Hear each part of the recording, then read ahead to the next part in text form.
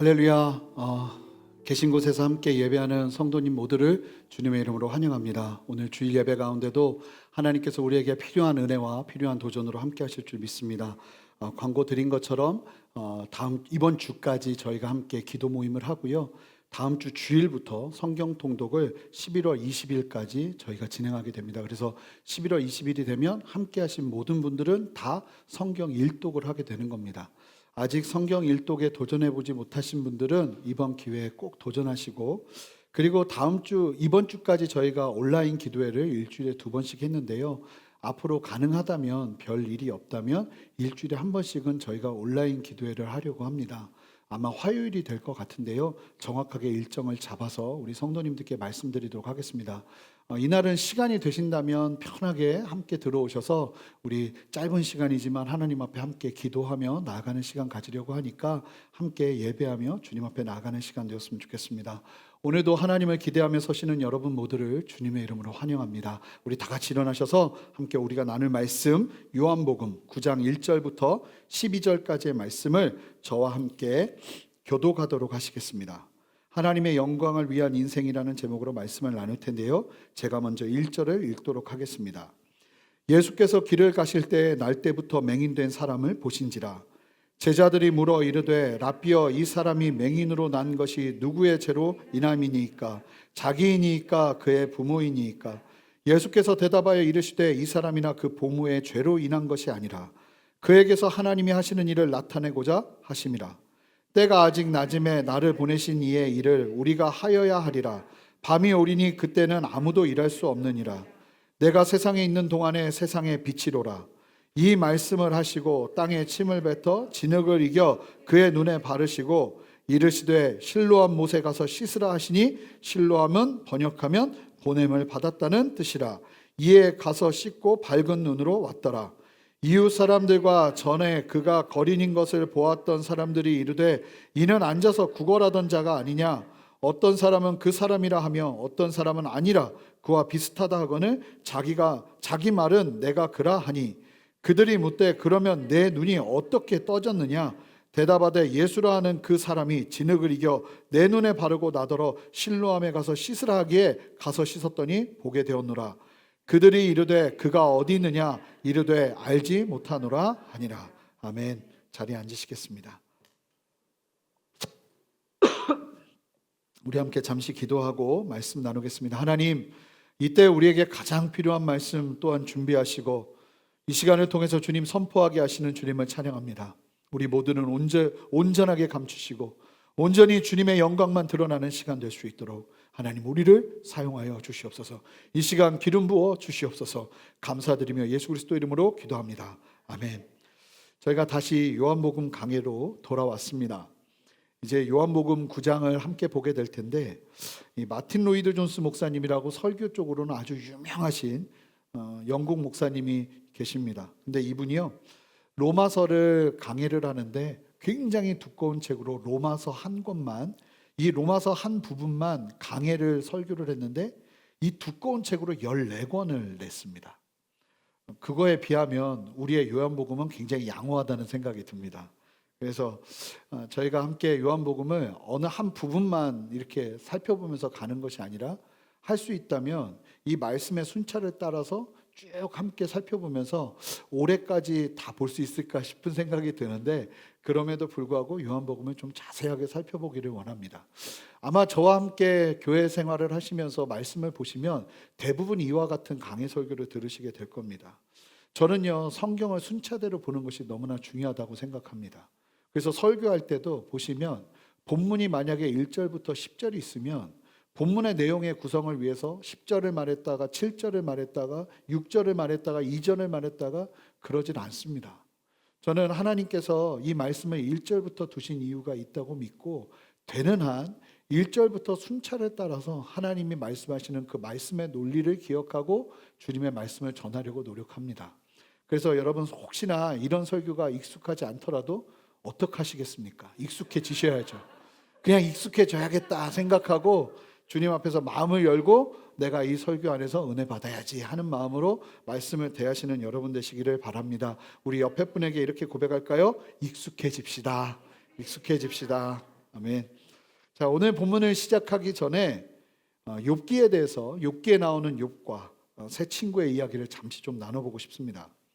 이 욥은요, 동방의 우스 지역에 거하던 하나님을 경외하는 인물이었습니다. 이 많은 자녀들과 풍족한 재산을 가진 남부럽지 않은 삶을 살고 있던 사람이 바로 욥이었습니다.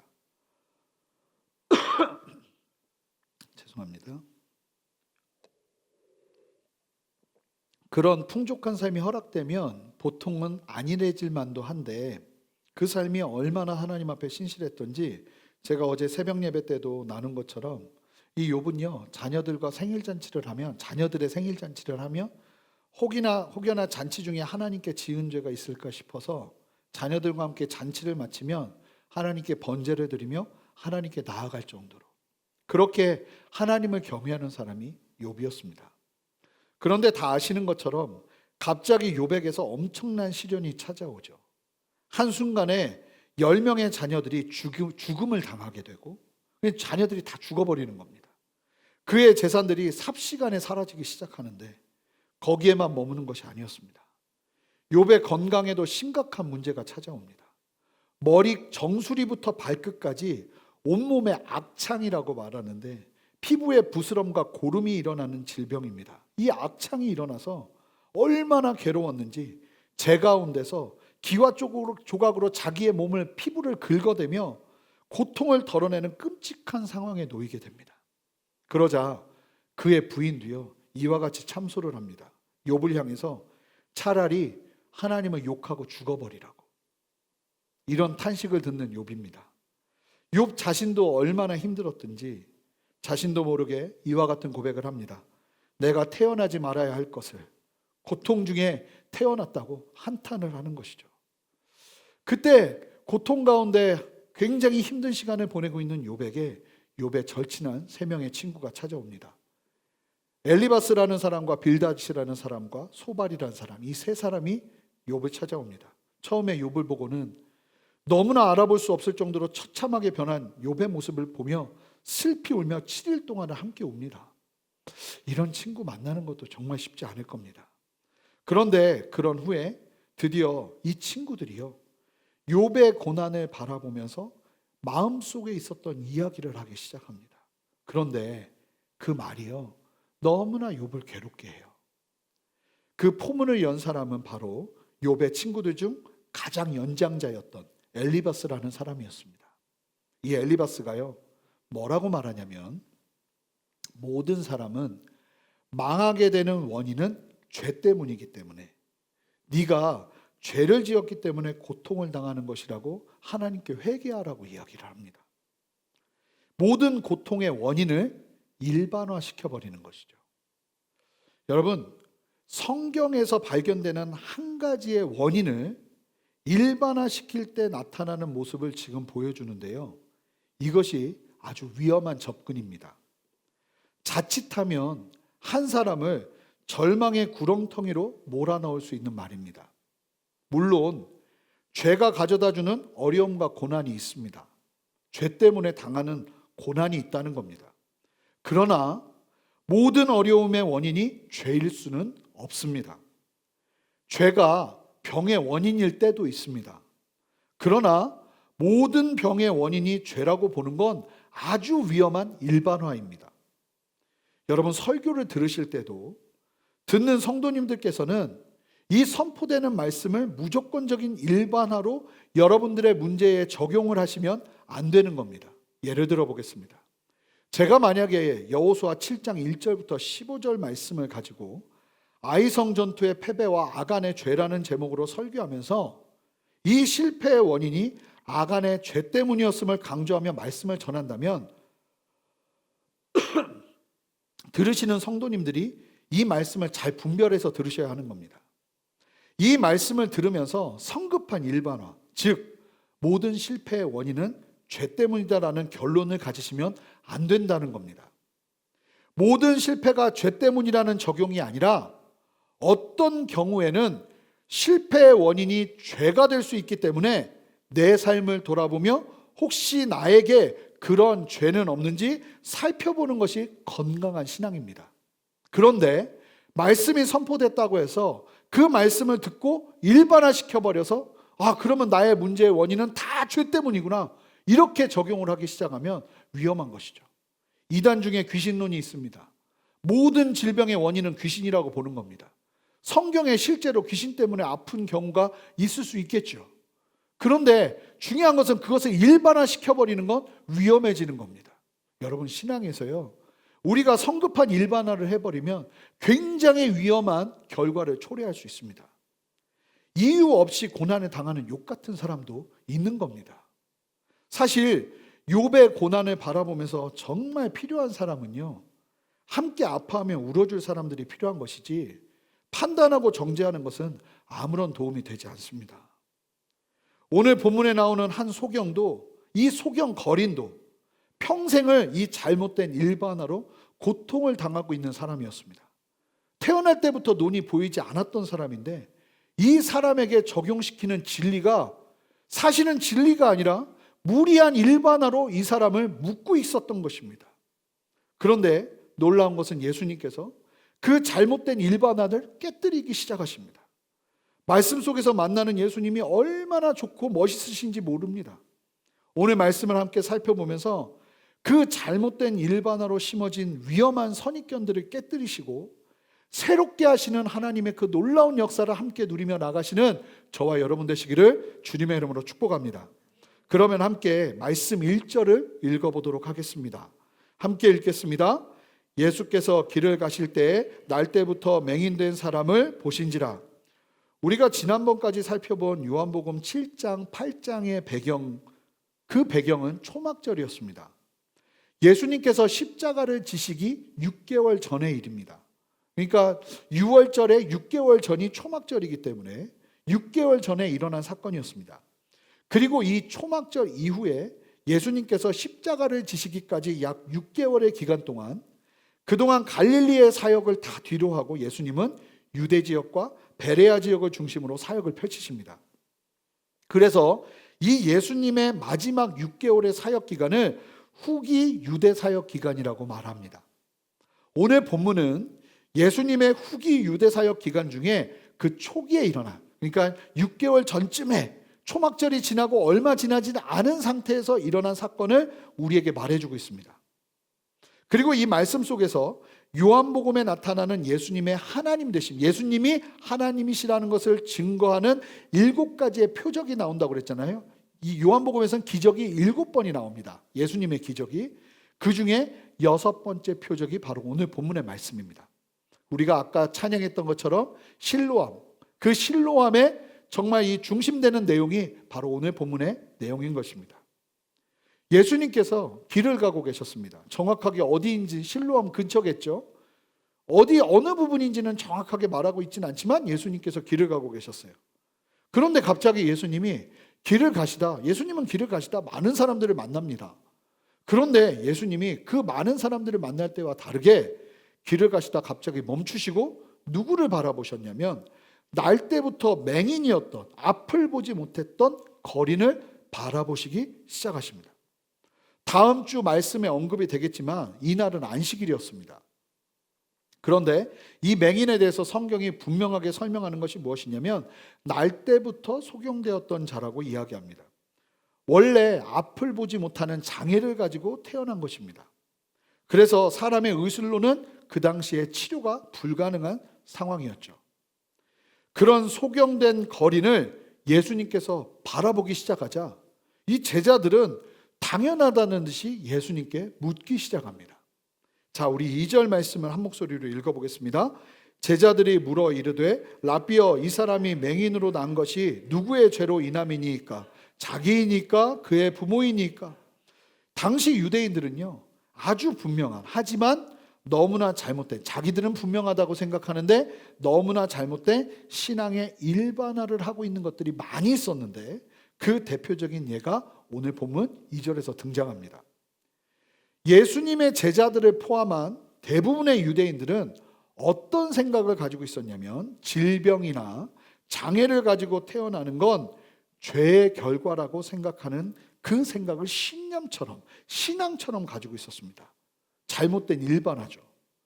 고난과 질병의 원인은 죄에 있다는, 마치 욥의 친구들이 욥에게 했던 똑같은 생각을 가지고 있었던 겁니다. 날 때부터 속용된 거린이 앞을 보지 못하는 원인은 죄 때문이라는 것에 대해서는 제자들은요, 이견이 없습니다. 이건 그냥 당연한 거예요. 이 사람은 죄 때문에. 그런데 한 가지 궁금했던 건 이 죄가 누구의 죄인가가 궁금했던 거예요. 그것은 자신들도 헷갈려 했던 거예요. 그 당시 사람들도. 어떤 죄인가? 이 소경이 지었던 죄 때문에 이러한 일이 벌어진 것인가? 아니면 부모의 죄 때문에 이러한 일이 벌어진 것인가? 장애를 가지고 태어난 것인가? 이것이 궁금했던 겁니다. 근데 이게 궁금한 이유가 굉장히 중요한데요. 아니, 어떻게 죄의 형벌로 인해 소경으로 태어났다고 하는 것일까요? 아직 태어나지 않았는데요. 지은 죄 때문에. 이것은 원죄를 이야기하는 것이 아닙니다. 우리가 태어나서 짓게 되는 죄악을 이야기하는 겁니다. 놀라운 건요, 유대인들이 왜 이런 잘못된 일반화를 가지고 있었냐면, 태아가 뱃속에서 형성되는 순간부터 모태에서 죄를 지을 수 있다고 보았어요. 왜냐하면 여러분, 야곱이 뱃속에서 형 에서와 뭐 하죠? 싸워요. 그리고 야곱이 태어날 때 에서가 어떻게 태어나죠? 형보다 먼저 태어나려고 하는데 못해가지고 형 발뒤꿈치를 잡고 태어나요. 그걸 바라보고 이 유대인들이 어떤 해석을 했냐면, 뱃속에서부터 인간은 죄를 짓는다고 해석을 한 거예요. 우리가 본질상 죄의 자녀로 이 땅에 태어나는 것은 맞지만 엄마의 뱃속에서부터 죄를 짓는다는 건 올바른 해석이 아닙니다. 이어서 제자들은요, 부모의 죄 때문에 이 소경이 눈에 장애를 가지고 태어난 것은 아니냐고 묻습니다. 이 또 다른 일반화가 있었는데, 잘못된, 유대인들은요, 부모가 지은 죄를 상속받는다고, 영향받는 게 아니라 상속받는다고 믿고 있었습니다. 왜냐하면 이런 말씀들 때문이에요. 출애굽기 20장 5절 말씀 한번 보여주시겠어요? 한번 보시면 우리가 잘 아는 말씀이에요. 이 똑같은 말씀이 출애굽기 34장 7절에도 나옵니다. 민수기 14장 18절에도 나옵니다. 부모의 죄를 3, 4대까지 보응하시겠다고 말씀하신 것 때문에 부모의 죄가 자손에게 상속된다는 잘못된 해석을 한 거예요. 여러분, 이 말씀은 그런 의미가 아니죠. 부모의 죄가 자녀에게 영향을 준다는 의미이지, 자녀가 태어나기도 전에 부모의 죄를 물려받고 태어난다는 게 아닙니다. 우리가 물려받고 태어나는 건 이 원죄, 그것밖에 없는 거예요. 그러나 이 말씀을 잘못 해석해서 부모의 죄를 그대로 상속하여 태어난다고 본 거예요.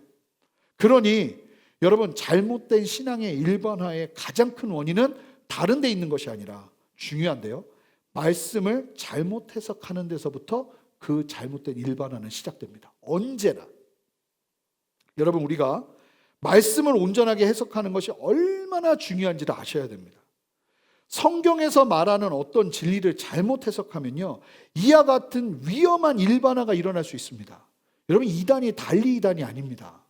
우리에게 주어진 이 성경 말씀을 전혀 다르게 해석하는 것 때문에, 그리고 그것을 일반화시키는 것 때문에 그들의 신앙의 방향성이 잘못된 낭떠러지로 가기 시작하는 겁니다.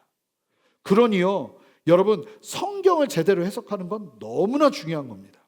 보시면 예수님 시대의 유대 종교 지도자들이 대표적인 예죠. 그들의 잘못된 신앙의 거의 대부분은요, 말씀에 대한 잘못된 해석으로 나오는 것들입니다. 수많은 오해와 확신을 잘못된 해석 속에서 가지고 진리로 이해하고 일반화시키죠. 원죄와는 다른 거예요. 결국 말씀을 잘 해석하지 못한 결과가 삶의 방향성을 바꾸어 버린 겁니다. 여러분, 우리는 예수 그리스도를 믿는다면 이 부분에서 깨어 있어야 할 줄 믿습니다. 언제나 진리를 알고 진리 되신 예수님을 기노스코, 진리 되신 예수님을 알고, 체험적으로 알고 실제적으로 알면서 그 진리가 우리를 자유케 하는 역사를 누리며 살아야 할 줄 믿습니다. 다시 본문으로 돌아가면, 어떤 경우에는 분명 자신의 죄로 육신의 질병을 가지게 되는 경우도 있지만, 모든 경우가 죄로 인한 병으로 얻는 것은 아니라는 겁니다. 욥의 고난도 자신의 잘못이나 죄로 기인한 것이 아니었잖아요. 육신의 질병과 고난의 원인은 언제나 다양할 수 있고, 때로는 신앙의 성장과 더 큰 복을 주시기 위한 하나님의 통로로 이 질병이 사용되기도 합니다. 그런데 당시 유대인들은요, 추호의 의심도 없이 잘못된 일반화를 하고 있었던 거예요. 게다가 여러분, 이게 얼마나 잔인합니까? 제자들도요, 엄연히 날 때부터 속용된 거린인 그 거린이 자기의 눈앞에 있는데도 그 앞에서도 아무렇지도 않게 눈을 보지 못하는 원인이 죄 때문이라고 말합니다. 아무 거리낌이 없죠. 그랬다는 건 이 소경 거린은요, 어린 시절부터 이런 이야기를 그냥 수도 없이 들으며 자라왔다는 이야기예요. 거짓 메시지죠. 그리고 그 거짓 메시지가 너무나 강력하게 이 소경의 삶에 파고들었을 것입니다. 내가 기억하지도 못하는 엄마 뱃속에서부터 내가 죄를 지어 소경이 되었을 것이라는 잘못된 죄책감이 그를 묶었을 것이고요. 아니면 부모의 죄악이 나에게 그대로 상속되었다는 부모님을 향한 정말 잘못된 원망이 그의 마음을 가득 채웠을 거예요. 이 잘못된 죄책감과 원망, 이 두 가지가 소경의 마음을 평생 짓누르며 그렇게 소경은 살았을 것이라는 것이죠. 게다가 이 수많은 사람들이 이 소경을 죄 때문이라고 여겼으니 얼마나 함부로 대했을까요? 타인으로부터 함부로 정죄당하고 그로 인한 죄책감을 가지며 고통스러운 삶을 살아야 했던 사람이 바로 이 소경이었을 것입니다. 그런데요, 여러분 잘 보시면 거짓 메시지로 오늘날도 고통받고 사는 사람들이 적지 않더라고요. 제가 훈련받을 때 자매님들 중에 이런 분들이 생각보다 많았습니다.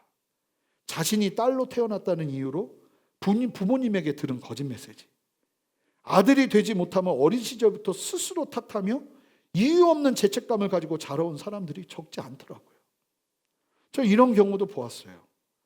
부모님이 결혼하고 얼마 있다가 이혼하려고 했는데 갑자기 아이가 생겨버린 거예요. 그래서 그 아이 때문에 이혼을 못하고 산 거예요. 그게 바로 자신인 거예요. 그런데 부모님이 심하게 부부싸움 할 때마다 어머니가 자녀인 자신에게 원망을 하면서 울면서 얘기하는 거예요. 네가 태어나지 않았다면 이런 일 없었을 것이라고. 너 때문에 내가 이렇게 힘든 삶을 사는 거라고. 어린아이가 감당하기에는 너무나 힘든 거짓 메시지를 선포하는 것이죠. 그 외에도 너무나 잘못된 거짓 메시지로 왜곡된 자아를 가지고 자라는 경우가 얼마나 많은지 모릅니다. 오늘 말씀의 주인공은 이 소경입니다. 친구의 말 한마디, 선생님의 말 한마디, 지인의 말 한마디가 한 사람의 인생을 묶을 수 있습니다. 지금 이 소경은 잊지도 않은 죄, 잘못하지도 않은 부모의 탓을 하며 그의 인생을 살아갈 수밖에 없었던 거짓 메시지 위에 놓여 있었던 것입니다. 그렇다면 질문하고 싶습니다. 우리는 어떻게 이 잘못된 일반화의 영향을 벗어날 수 있을까요?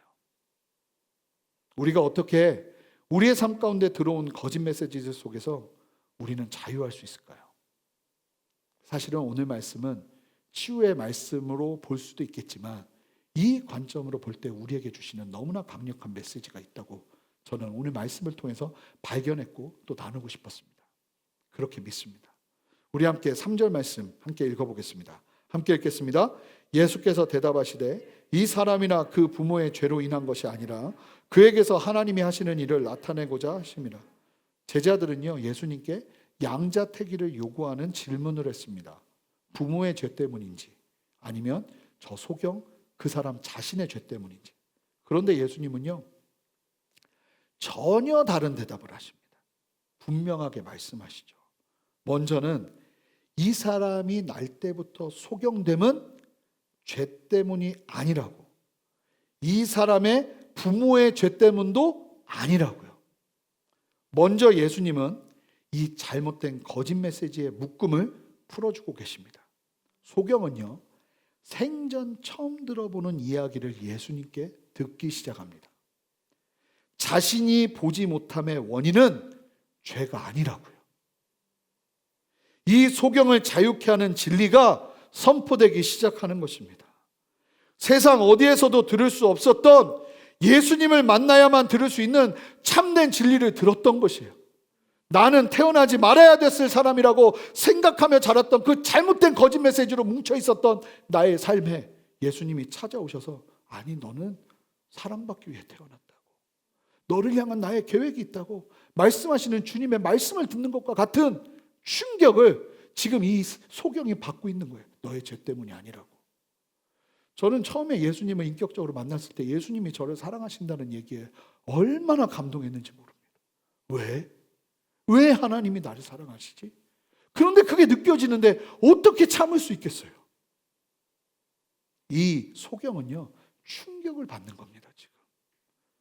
그런데 중요한 것은 예수님의 말씀은요, 그러니까 세상 어디에서도 들을 수 없는 예수님을 만나야만 들을 수 있는 참된 진리를 이 소경이 듣기 시작하는 거예요.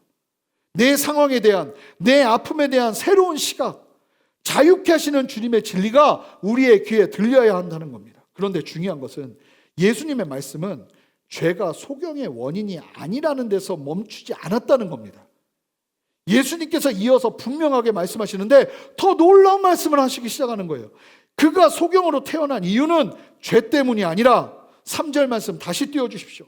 죄 때문이 아니라 뭐라고 말씀하십니까? 그에게서 하나님이 하시는 일을 나타내고자 함이라. 쉽게 말하면 하나님의 영광을 드러내고자 이 사람이 소경된 것이라고 말씀하시기 시작하는 거예요. 이것도 일반화시키면 안 돼요. 모두가 그렇지는 않겠죠. 그런데 분명한 것은 예수님이 멈출 만큼 이 사람에게서 분명한 하나님의 계획과 영광이 보였던 거예요. 이 소경의 존재 목적이 분명하게 소개되는 것이죠. 선포되는 것이죠. 원어의 의미를 살펴보면 이렇게 말합니다. 그에게서 하나님이 하시는 일을 나타내고자 함이라는 이 뜻은요, 하나님께서 그를 통해서 하시는 일을 세상이 알게 하려고, 이 사람을 통해서 하시는 일을 보이려고 소경된 것이라고 그렇게 말씀하고 계시는 거예요. 잘 보세요. 여러분, 너무 중요한 사실인데 세상은 끊임없이 과거 지향적입니다. 이 사람의 소경됨은 과거의 죄 때문이다. 부모의 죄 때문이다. 과거의 잘못 때문이다. 끊임없이 과거에 묶여있죠. 내가 이렇게 자유롭지 못한 건 과거 때문이다. 과거 때문이다. 그런데요, 예수님의 선포는 미래지향적입니다. 이 소경됨을 통해서 하나님은 일하실 것이라고, 이 소경됨을 통해서 하나님의 일하심을 세상에 나타낼 것이라고 미래지향적으로 주님은 말씀하시기 시작하는 거예요. 여러분, 우리의 시각을 바꿔야 합니다. 예수님의 시각으로요. 예수님은요, 우리를 바라보시면서도 미래지향적으로 말씀하시는 분이십니다. 사랑하는 성도 여러분, 여러분들의 삶이 과거에 매이지 마시기를 주님의 이름으로 축복합니다. 예수님께서 분명하게 과거에 묶임에서 이 소경을 풀어주시죠. 아니다, 죄 때문이 아니다. 그리고는 앞을 바라보게 하시면서 새로운 소망을 주시는 거예요. 이 사람의 소경됨을 통해 하나님은 세상에 하나님의 일을 보이실 것이라고요. 아니, 한 번도 들어보지 못한 소망을 말씀하시기 시작하는 거예요. 절망밖에 없는 인생인데 그 인생을 향한 하나님의 소망이 선포되기 시작하는 거예요. 예수님을 만난 그 순간부터요. 할렐루야죠. 그렇습니다. 조금 전에 제가 드렸던 질문, 우리는 어떻게 이 잘못된 일반화들의 영향에서 벗어날 수 있을까요? 어떻게 우리가 들어온 거짓 메시지들 속에서 우리는 자유할 수 있을까요? 이 질문의 해답은 너무나 분명합니다. 예수님을 만나는 것입니다. 오늘 말씀을 통해 조금 더 분명하게 이 부분을 이해하는 게 필요한데, 여러분, 하나님의 역사는요, 먼저 내가 예수님을 만나는 것처럼 보이잖아요. 저는 오늘 말씀 1절 어느 것 하나 허튼 것이 없는 게, 여러분, 하나님의 역사는요, 내가 주님을 붙잡는 데서부터 시작되는 게 아니고요, 하나님이 나를 바라보기 시작하는 그 순간부터 시작되는 거예요. 여러분, 예수님께서 왜 지나가다가 갑자기 소경된 거린을 쳐다보기 시작하실까요? 맹인된 사람을 보셨다 하실 때, 이 보셨다는 단어는요, 원어를 살펴보면 보고 알게 되었다는 뜻이에요. 신중하게 지켜보면서 보고 알게 되었다는 뜻이에요. 그렇습니다. 예수님의 눈에 그 사람이 보인 거예요. 그 맹인을 향한 하나님께서 하시고자 하는 일이 보였던 거예요. 그 맹인을 향한 하나님의 영광이 보이기 시작했던 거예요. 그러니 예수님은요, 그 길을 멈추시고 바라보신 거예요. 그러자 이 맹인을 향한 하나님의 뜻이 이루어지기 시작하는 거예요.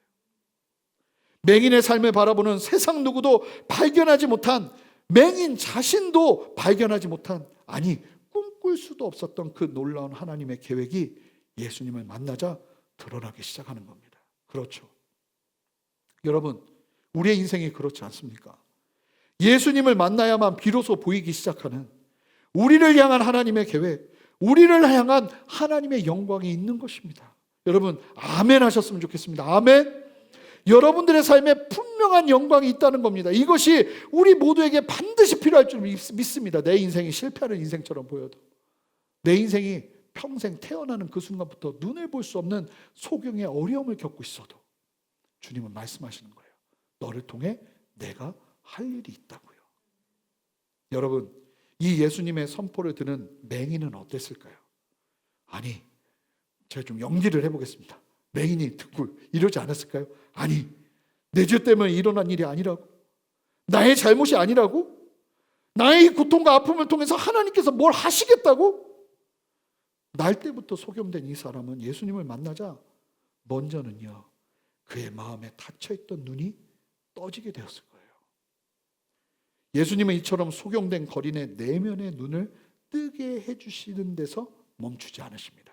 우리 함께 6절 7절 말씀 함께 읽겠습니다. 이 말씀을 하시고 땅에 침을 뱉어 진흙을 이겨 그의 눈에 바르시고 이르시되 실로암 못에 가서 씻으라 하시니 실로암은 번역하면 보냄을 받았다는 뜻이라. 이에 가서 씻고 밝은 눈으로 왔더라. 여러분, 예수님이 갑자기 거기서 멈추시는 것이 아니라 내면을 자유케 하시는 데서 멈추신 것이 아니라 갑자기 진짜 세상 가운데 하나님의 영광을 이 사람을 통해 나타내시기 위한 일들을 하십니다. 저는 믿는 것은 예수 그리스도를 믿는 성도들에게 하나님은 반드시 이와 같이 세상 속에서 하나님의 영광을 드러내기 위한 작업을 하신다고 믿습니다. 여러분, 예수님이요 갑자기 그렇게 말씀하시곤 땅에 흙에 침을 뱉으셔서, 그러니까 침을 조금 뱉은 것도 아니에요. 엄청나게 많은 침을 뱉어서 흙을 진흙으로 짓이겨 만드셨습니다. 그리고는요, 좀 지저분한데 그 진흙을 맹인의 눈에 싹 바르십니다. 이것 때문에 실제로 제가 공부할 때 구약학 교수님이 사람의 침의 효능과 침이 흙과 만나서 일어나는 화학작용을 연구한 분도 계세요. 그런데 뭐 그것이 중요하다고 저는 생각하지 않고요. 우리가 분명하게 알 수 있는 건, 여러분 이 말씀 속에서 우리가 바라봐야 될 건강한 해석이 필요한데요. 잘 보세요. 이 침으로 만든 진흙을 맹인의 눈에 바름으로 인해서 이것을 씻기 위해 예수님을, 이 맹인을 실로암 못으로 보내십니다. 실로암 못으로 보내시기 위해서 이와 같은 일을 하신 거예요. 즉 진흙을 눈에 바르신 것은 실로암 못에 이르도록 하는 수단이 되었다는 겁니다. 그런데 실로암 못으로 불리는 곳에 또 다른 명칭을 굳이 설명을 하죠. 뭐예요? 보냄을 받았다는 뜻이라는 거예요. 이 실로암이 보냄을 받은 못. 그러니까 다른 이름을 가지고 있었어요. 이 명칭만으로 충분히 예수님의 마음을 우리는 발견할 수 있는 거예요. 자, 이 맹인은요 그저 가만히 있으면서 하나님의 영광을 경험할 수는 없는 겁니다. 예수님께서 이 맹인에게 내면을 건강하게 선포케 하셨어요. 그리고는 이 맹인에게 침으로 지니겨 만든 진흙을 맹인의 눈에 불편하게 바르셔서 맹인을 불편하게 하셨죠. 그리고는 그것을 씻도록 실로암 못으로 보내십니다. 보냄을 받은 그곳으로 향하게 하신 거예요. 예수님이 말씀하신 그 부르심의 자리로 가게 하신 거예요. 그리고 그곳에서 말씀하신 대로 순종하니 눈이 밝아지는 기적이 눈앞에 드러나기 시작한 겁니다. 하나님의 영광이 드러난 것이죠. 분명해요. 예수님의 말씀대로 순종하는 자리에 서자 예수님의 말씀을 통해서 내면이 자유케 되어지는 역사를 뛰어넘어 삶의 실제적인 문제가 순종 속에서 해결되는 역사가 일어난 겁니다.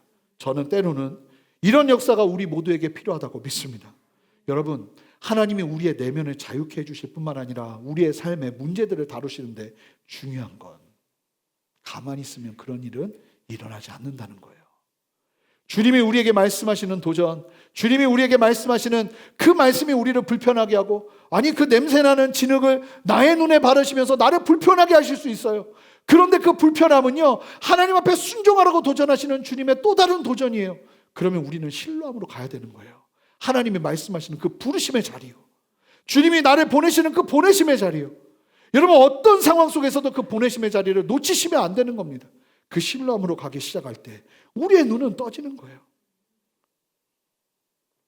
저는 이 말씀을 보면서 잠시 제 삶을 나누자면, 제가 삶 속에서 고통스러운 시간이 찾아올 때마다 참 많이 저를 눌렸던 것이, 제가 하나님 앞에 더 기도를 참 많이 했던 것이, 왜 나는 남들과 다르게 유별나게 왜 이렇게 돌아가는 길을 걷게 하시고 어려운 시간을 걷게 하시는지, 내가 평탄한 길을 가는 걸 하나님은 싫어하시나 보다, 이런 생각 속에서 항상 다른 사람들과 동기들과 나를 비교하면서 하나님을 오해하고 그러고 있었어요. 그런데 제가 한참을 힘들어서 몸부림을 칠 때, 하나님 왜 이렇게 어려운 시간들을 나에게 주시냐고 그렇게 괴로워하던 중에 말씀 한 구절을 묵상하게 됐는데, 그 말씀이 고린도후서 12장 9절 말씀이에요. 우리 함께 읽어볼까요?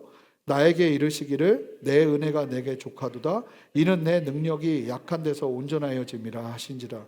그러므로 도리어 크게 기뻐함으로 나의 여러 약한 것들에 대하여 자랑하리니 이는 그리스도의 능력이 내게 머물게 하려 함이라. 이 말씀을 대하는데요, 잘은 모르겠는데 하나님의 음성처럼 제 마음에 울리기 시작하는데, 태재야, 견뎌라, 끝이 아니다. 그러면서 주님이 저한테 주신 마음이, 그리고 네가 힘들면 힘들수록 더 많은 사람들이 살아나게 될 거라고, 그리고 너는 더 많은 사람들을 이해하면서 품게 될 거라고, 그렇게 말씀하시는 주님을 만나는 거예요. 제가 그 주님의 음성, 주님의 그 감동을 따라 그 감동을 마음에 품고 기도하기 시작하면서 주님을 얼마나 깊이 만났는지 몰라요. 그러니요, 아니 한순간에 바뀌어버리더라고요, 사람의 마음이라는 게. 이 예수님의 말씀을 듣고 나니 한순간에 바뀌어버리더라고요.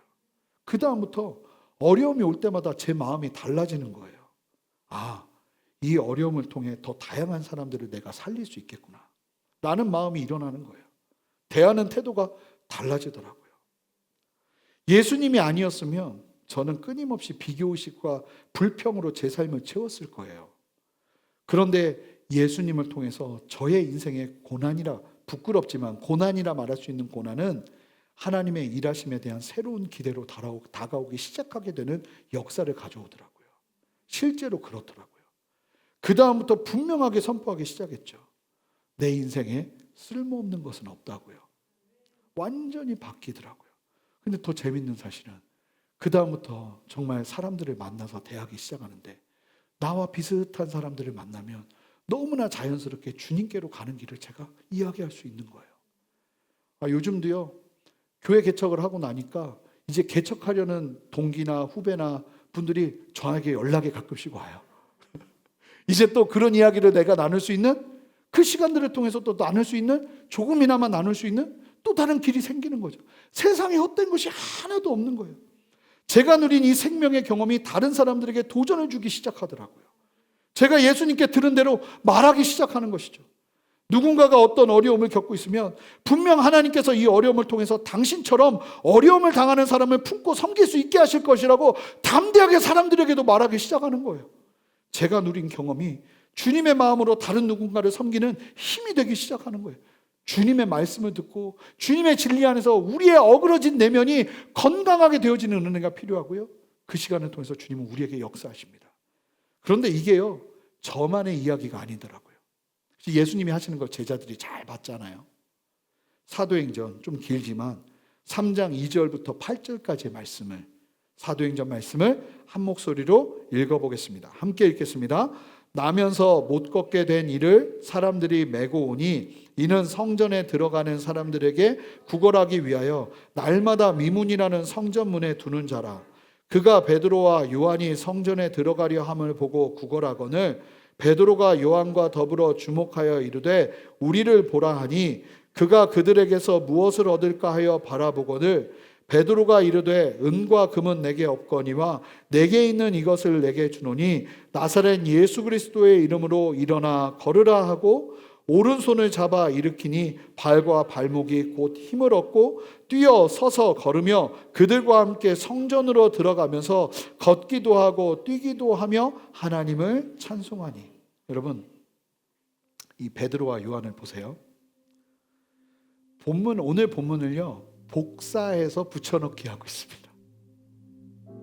베드로 요한이요, 나면서부터 못 걷게 된 이 사람을 4절을 보시면 주목하기 시작합니다. 갑자기 많은 사람들이 돌아다니는데 갑자기 이들이 나면서부터 못 걸은 사람을 주목하기 시작해요. 왜일까요?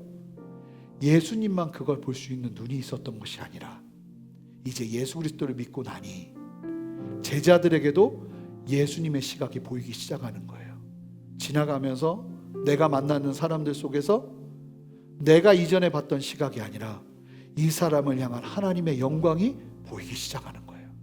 하나님의 계획이 보이기 시작하는 거예요. 그러니 주목하지 않을 수가 없는 거예요. 사람에게, 여러분, 사람이 실망을 주고 사람이 우리를 힘들게 해도 우리는 평생 사람을 주목하며 살아야 합니다. 하나님이 보여주시는 영광이 있었던 거예요. 그러자 이 베드로와 요한이 외치기 시작하는데 뭐라고 합니까?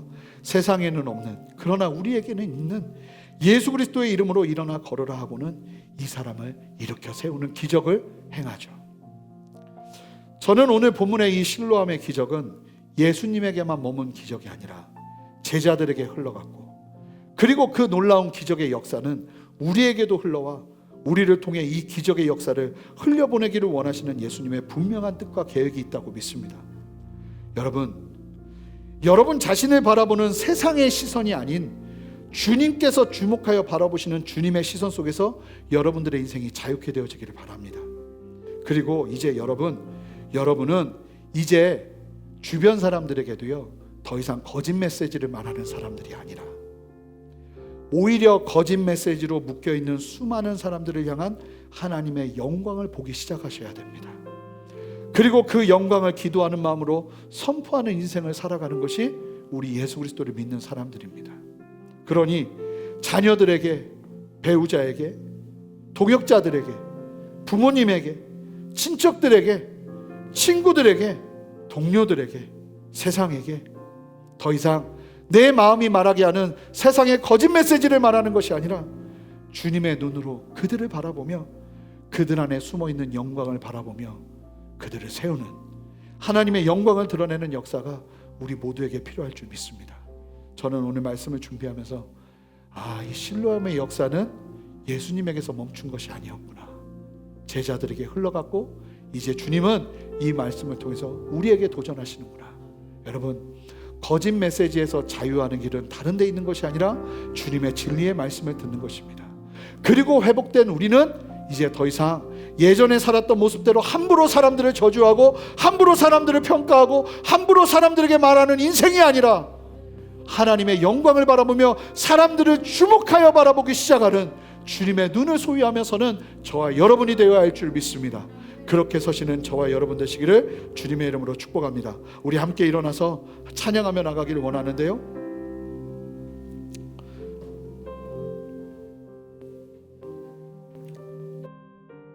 우리 함께 이 찬양으로 주님께 우리의 마음을 드리며 우리 주님을 바라보며 예수 그리스도를 바라보며 서는 시간 되기를 원합니다. 함께 고백하겠습니다. 수많은 무리들 줄지어, 수많은 무리들 줄지어 그분을 보기 위해 따르네. 그분을 보기 위해 따르네. 평범한 목수이신 그분 앞에, 평범한 목수이신 그분 앞에 모든 무릎이 꿇어 경배하네. 모든 문제들 우리 믿음으로 선포합시다. 하나하나 죽음까지도 힘을 잃고 죽음까지도 힘을 잃고 생명의 근원 되신 생명의 근원 되신 예수 이름 앞에 모든 권세를 굴복하네. 우리 함께 선포합시다. 예수의 이름 높이세. 예수 이름 높이세. 능력의 그 이름 예수 이름 높이세. 구원의 그 이름 예수 이름을 부르는 자. 예수 이름을,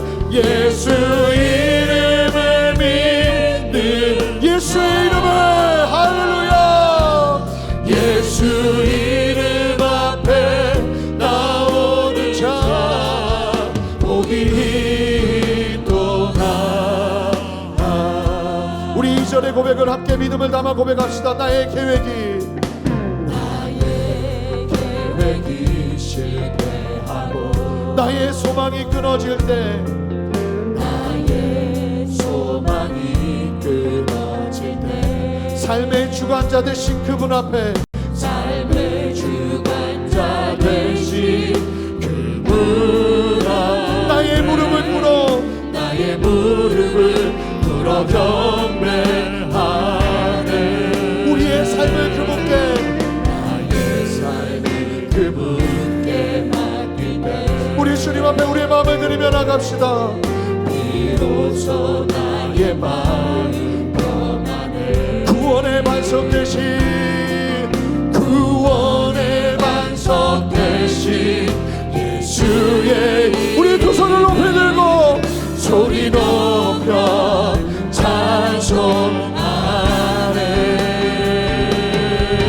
할렐루야. 예수의 이름 높이세.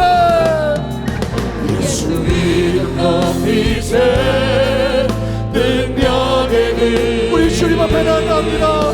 예수 이름 높이세 구원의 그 이름 예수 이름을 부르는 자 예수 이름을 믿 주님의 이름 앞에 나오는 모든 자들마다 예수 이름 앞에 나오는 자 복이 있도다 우리 함께 두 손을 들고 주님 앞에 기도하며 나갑시다.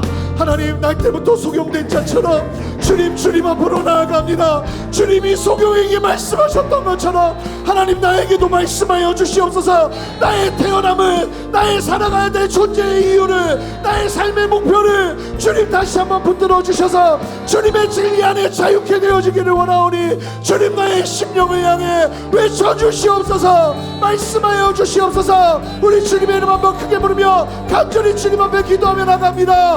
주여, 주님 우리 안에 역사하시고 말씀하시는 주님을 찬양합니다. 우리의 마음을 드리며 나가오니 이 시간 주님 앞에 고백하는 우리의 고백 위에 말씀하시고 역사하시고 다스리시는 주님의 그 다스리심을 누리며 나가는 은혜 허락하여 주시옵소서.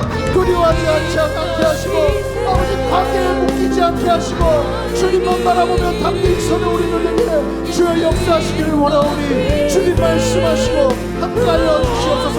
제 이름에 가시는 주님을 찬양합니다. 역사하시는 주님을 찬양합니다. 주님 함께하여 주시옵소서. 주님 우리를 붙들어 주시옵소서. 주님의 말씀으로 새롭게 하여 주시옵소서. 아버지 그렇게 제 이름에 가시는 주님을 찬양합니다. 주님 말씀 속에서 주님을 배우기를 원합니다. 진리 안에서 자유케 되어지기를 원합니다. 주여 역사하여 주시옵소서. 우리 한 가지 더 기도하기를 원하는데 우리의 삶 속에 선포된 거짓 메시지들이 있을 수 있습니다. 여러분들을 눌러왔던 진리가 아닌 하나님의 마음이 아닌 세상 사람들이 함부로 평가했던 그 거짓 메시지가 여러분들을 묶고 있는 영역이 있어요. 이 시간 기도할 때 하나님 내가 더 이상 이 거짓 메시지에 묶이지 아니하고 주님의 진리 안에서 자유케 되어지기를 원하오니 예수여 나를 붙들어 주시옵소서. 예수여 나의 심령을 붙들어 주시옵소서. 여러분 나사렛 예수 이름으로 선포하십시오. 예수 이름으로 명하노니 내 안에 거짓 메시지들은 떠나갈지어다. 하나님의 진리로 세워달라고 우리 한 가지 더 기도하며 나가겠습니다. 함께 기도하시겠습니다. 주님 우리 안에 역사하시는 주님을 찬양합니다. 주님 우리 안에 주의 진리로 주의 말씀으로 우리를 새롭게 하시며 온전케 하여 주시옵소서. 주님을 오지 않는 모든 거짓 메시지들이 우리 성도님들의 삶 가운데 떠나가게 하시고 아버지의 진리로 새롭게 하시는 아버지의 진리로 우리를 고치시며 순종케 하시는 주의 역사를 보게 하시기를 원하오니 주님 역사하여 주시옵소서. 함께하여 주시옵소서. 새일을 행하시는 주님을 찬양합니다. 역사하시는 주님을 찬양합니다. 말씀하시는 주님을 찬양합니다. 이렇게 행하시는 주님을 찬양합니다. 할렐루야 할렐루야.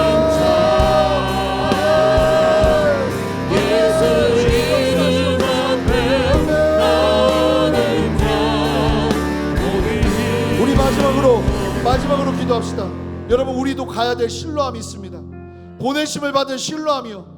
베드로와 요한은 날 때부터 걷지 못한 자가 신뢰함이었습니다. 그러자 그들이 주목하여 바라봤고 거기에서 예수 그리스도 이름을 선포하고 주님의 마음대로 순종하자 그곳에서 기적이 일어난 것입니다. 우리가 찾아가야 될 신뢰함이 있습니다. 찾아가지 않아서 일어나지 않은 기적들이 있다는 말입니다. 우리가 이 시간 기도할 때 하나님 내가 신뢰함으로 가겠습니다. 주님이 말씀하시는 도전을 향해 나가겠사오니 하나님 우리에게도 눈을 뜨는 역사를 보게 하여 주시옵소서. 주님이 아니면 보여주실 수 없는 아버지 하나님의 능력을 보는 시간 허락하여 주시옵소서. 신뢰함으로 순종하며 나가겠사오니 하나님 나의 순종에 더하여 주시옵소서. 능력으로 역사하여 주시옵소서. 우리 함께 마지막으로 기도하며 나갑니다. 함께 기도하겠습니다. 하나님 감사합니다. 아버지 우리가 신뢰함으로 가겠습니다. 하나님 우리가 주님의 말씀 앞에 순종하며 가겠습니다. 어떠한 상황 속에서도 아버지는 피하지 아니하고 거절하지 아니하고 함부로 평가하지 아니하고 주님 신뢰함으로 가겠습니다.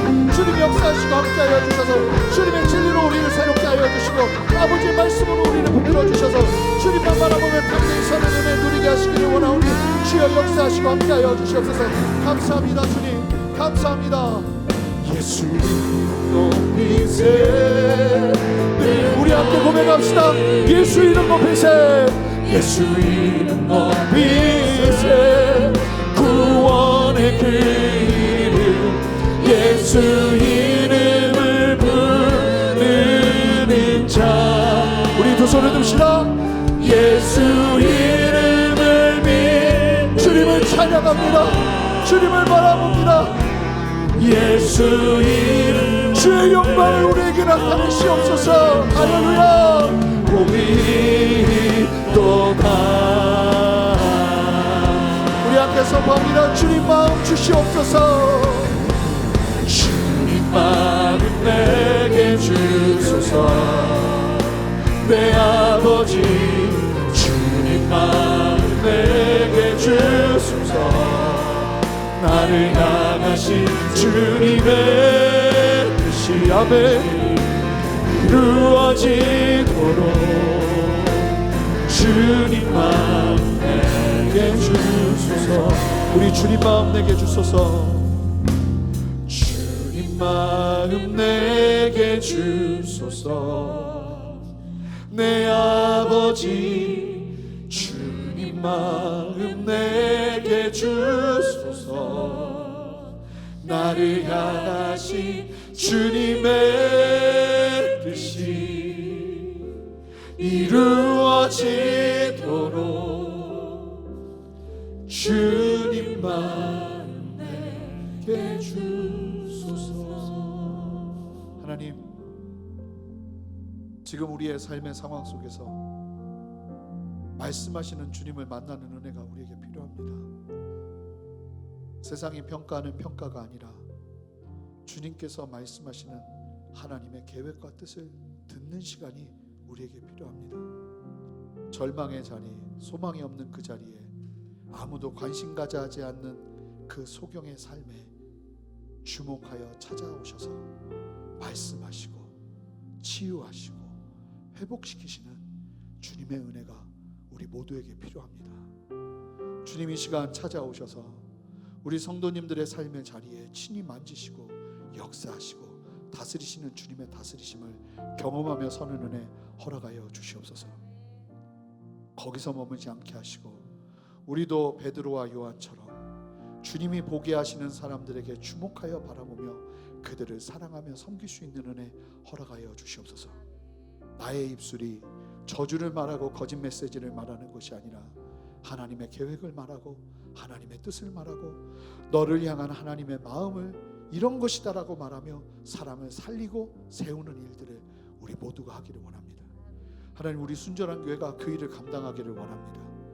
세상 사람들이 평가하는 평가대로 나라를 바라보고 시대를 바라보고 사람들을 바라보며 나아가는 것이 아니라 과거 지향적인 눈이 아니라 미래 지향적인 주님의 소망을 품으며 하나님이 하실 일들과 역사와 영광과 아버지 하나님의 일하심을 선포하며 나가는 우리 모두가 되기를 원하오니 주여 역사하시고 함께하여 주시옵소서. 우리 성도님들의 삶을 주님 보듬어 주시고 이 시간도 감사함으로 그냥 하나님 예배하지 아니하고 하나님 앞에 귀한 헌물 드리며 마음을 드리며 시간을 드리며 삶을 드리며 나가는 우리 성도님들의 삶을 친히 돌보아 주셔서 절대로 그 손이 마르지 않도록 주님 채우시고 축복하시는 주님의 놀라운 은혜를 보게 하여 주시옵소서. 감사합니다. 이제는 우리 주 예수 그리스도의 크신 은혜와 아버지 하나님의 무한하신 사랑과 성령의 내주하심과 교통하심과 신실한 역사하심이 오늘 말씀을 기억하며 주님의 진리 안에 서서 아버지의 뜻을 이루며 주님의 영광을 나타내는 인생으로 서기를 소망하는 함께 예배하는 모든 성도님들과 성도님들의 가정과 직장과 삶의 모든 터전 위에 그리고 순전한 교회와 이 땅의 모든 교회들과 이 나라와 온 열방 위에 이제로부터 영원토록 주님의 영광을 나타내며 함께 하실 줄 믿고 선포하며 주님 앞에 나아갑니다. 이제부터 영원토록 함께 하시기를 간절히 축원하옵나이다. 아멘.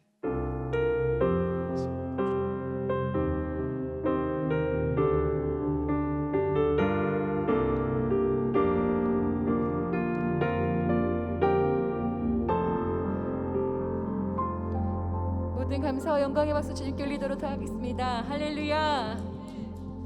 모든 예배를 마쳤습니다. 다음 이 시간에도 함께 예배하길 소망하며 한 주간도 주님의 이름으로 승리하시길 바랍니다.